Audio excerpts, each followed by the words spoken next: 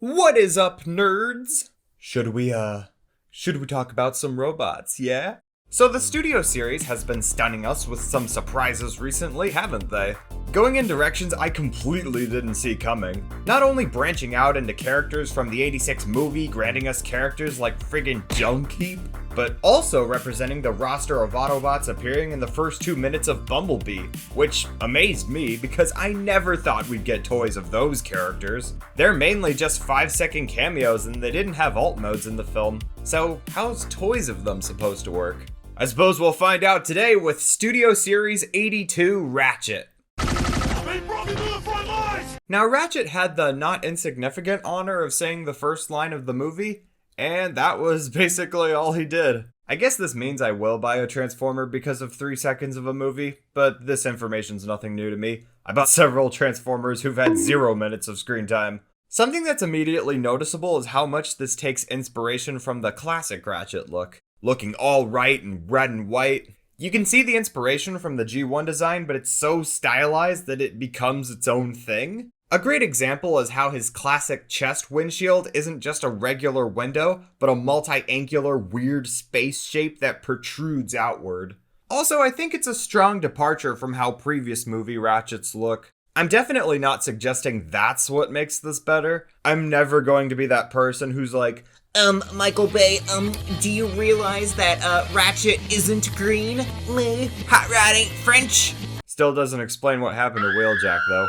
But what I think makes this better for me personally is that there's more of a focal point with this design. Some parts have more detail and color than others. There's a difference in smoothness and roughness. It feels like there's more to grab onto here visually. And the fact that they were able to make something so close to the character design, especially since he was only on screen for a few seconds, is super impressive. This looks more accurate than some of the toys of the main characters. They've totally tried to make his shoulders a feature here, with the high height and the lack of lawsuit magnet red crosses, and the limbs are very detailed and articulated. I appreciate the fake tires on the legs to keep it semi-symmetrical. The torso sprinkles in some color with the red and the delicious blue, which leads us to the head sculpt. The head itself is sculpted well, but the face has so much detail in it in such a small amount of space, it kind of makes it a smidge overdone. Still, I can see what they were going for, and it works enough. I will say I'm not crazy for the translucent plastic on the chest. I mean, it looks great, but having it on these hinges that you have to move for the transformation puts me right on edge. Translucent plastic apparently has a reputation for breaking easily, and I sorta wish they'd retire it on pivotal transformation joints. So, where's Buzzworthy Ratchet? He's got some hollowness in his arms and behind his legs, which at least serve a purpose for the conversion. I should point out that my figure's hip joints are a tiny bit loose. Not enough to get me all mad, but enough to point it out.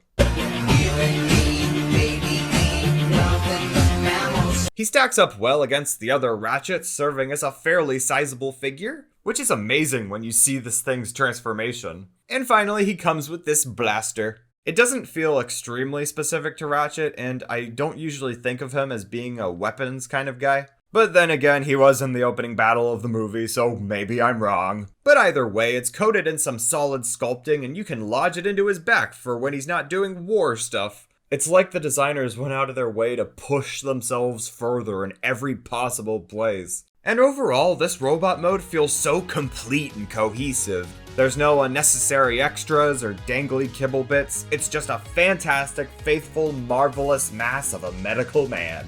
And with this transformation, I think we've got a new gold standard on our hands here. This is amazing, alright? This is one of the most thoughtful, genius transformations I've ever seen on a Deluxe. The way the chest folds and flips out in several spots and how the legs compact, it's what's amazing about Transformers toys, basically.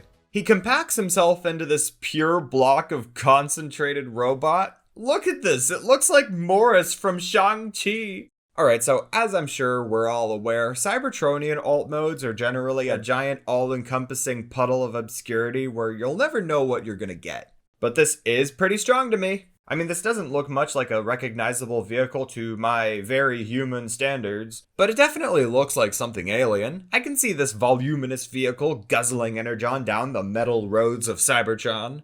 I also want to remind you that Ratchet didn't transform in the movie. ILM didn't design these characters with alt mode, so it was fully up to the Hasbro people to conjure up something for all these characters. And considering this is an alien car they literally had to pull out of nowhere, it's pretty great. It doesn't feel forced or tacked on. It doesn't need any of my lame excuses. It's just really good. And the complexity of the transformation really clues you in on how much the designers believed in this alt mode. In terms of design vibes, it looks less like War for Cybertron and more like War for Cybertron. Wait.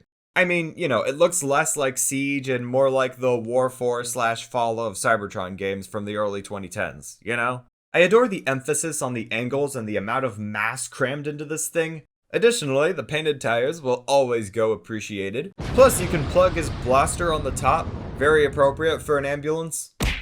I also love how the robot mode chest turns into basically the front of this space van. People often like to point out, why do Cybertronian alt modes need windshields if no one's driving them? I mean, yeah, they can totally believe he's an English-speaking alien from a different planet, but having a windshield is just too much. You gotta draw the line of believability somewhere. Aren't these the same people who clown on Soundwave's alt mode? Regardless, this thing makes for a very chuckle-worthy Ratmobile with all the sensibility that a space bus can offer. And when it comes down to it, this figure is pretty amazing. There's so much thought put in and nothing feels half-assed or undercooked. I love this thing so much, it's getting me really excited for Ironhide. Although I will say, I really hope we don't live to see $30 deluxes.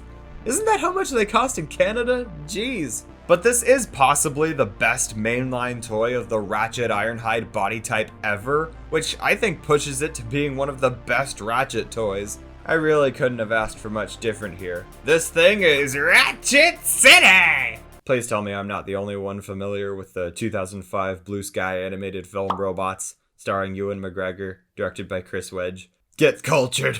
Now with all that, please look after yourselves. Bye!